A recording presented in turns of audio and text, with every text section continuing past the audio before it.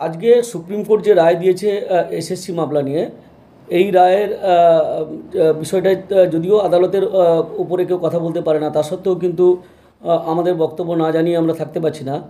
সেটা হচ্ছে যে এভাবে পুরো প্যানেলটাকে বাতিল করে দেওয়াটা ঠিক হলো বলে আমরা মনে করি না। তবে এই সুপ্রিম কোর্ট নিশ্চয়ই তারা আইন অনুযায়ী কাজ করেছে বা আইনের মধ্যে থেকেই কাজটা করেছে।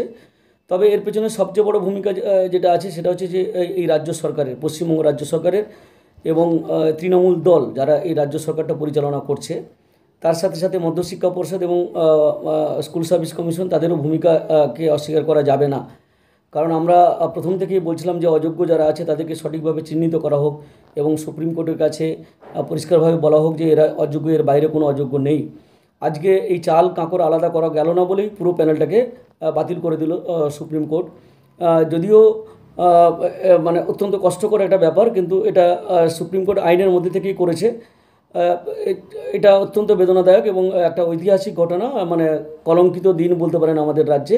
কারণ আমাদের রাজ্যে এরম এত চাকরি বাতিল এবং সেটা দুর্নীতির মাধ্যমে চাকরি দেওয়ার জন্য বা অনিয়ম করে চাকরি দেওয়ার জন্য, অর্থের বিনিময়ে চাকরি দেওয়ার জন্য এর অতীতে কোনো দিন হয়নি।